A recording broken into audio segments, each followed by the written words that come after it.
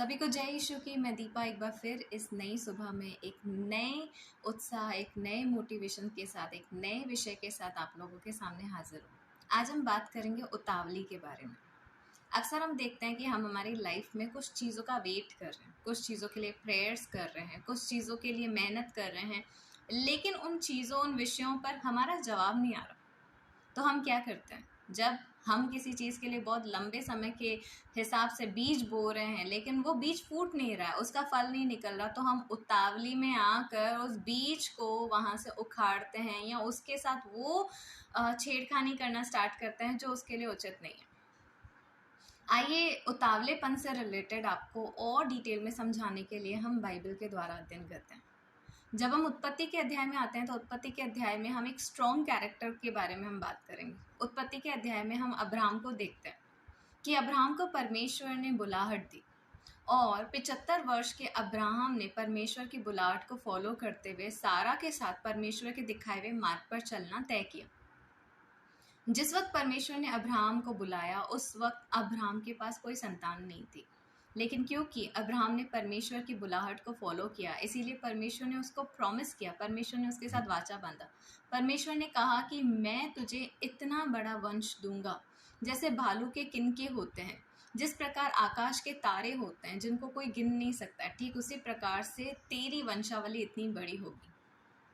Abraham को परमेश्वर के ऊपर पूरा भरोसा था कि परमेश्वर ने जो प्रॉमिस किया वो पूरा होगा, लेकिन सारा का विश्वास टगमगाने लगा। बहुत लंबा समय बीतने के बाद जब सारा ने देखा कि मुझे संतान नहीं हो रही है, तब उसने स्वयं आगे बढ़कर अब्राहम के सामने अपनी दासी हाजरा को पेश कर दिया और उस हाजरा में से इश्माइल का जन्म हुआ। पर जब हम उत्पत्ति में देखते हैं कि हाजरा प्रेग्नेंट हुई तो धीरे धीरे सारा उससे जेलसी खाने लगी और एक ऐसा समय भी आया कि सारा को पछतावा हुआ कि मैंने हाजरा को अब्राहम के सामने क्यों भेजा, और सारा अब्राहम से कहकर हाजरा को अपने नगर और अब्राहम से दूर करवा देती है।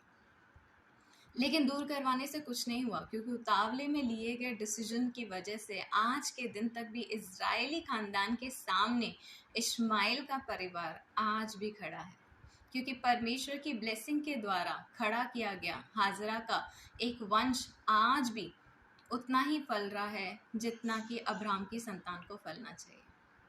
तो देखा मेरे प्रियो, एक उतावली में लिया गया सारा का डिसीजन आज के दिन तक भी इजरायली गोत्र के सामने खड़ा है।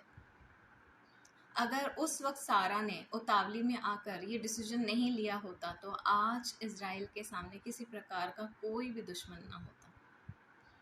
ठीक इसी प्रकार से हमारी भी लाइफ में हम देखते हैं कि जब हम किसी चीज़ में सब्र कर रहे हैं, किसी चीज़ का इंतज़ार कर रहे हैं और उस चीज़ का जवाब नहीं आता, तो हम उतावलेपन में कोई ना कोई गलत निर्णय कर लेते हैं। कई बार हमारी कुछ प्रोडक्ट नहीं बिक रहे होते तो हम प्रोडक्ट की सेल के रिलेटेड हम सोचने के बजाय हम किसी गलत चीज़ में हम चले जाते हैं, हम गलत निर्णय लेने लगते हैं।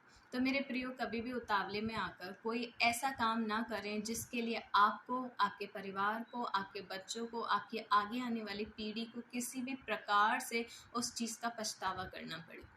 तो मेरे प्रियो, इसी तरह प्रभु के विश्वास में बने रहें। प्रभु ने अगर किसी चीज़ के लिए आपसे कोई प्रॉमिस कर रहा है तो विश्वास करें, वो प्रॉमिस पूरा होगा, लेकिन प्रभु को अपना प्रॉमिस पूरा करने का एक समय दें। हम जल्दी एक और नए मोटिवेशनल वीडियो में मिलेंगे, तब तक सभी को जय यीशु की।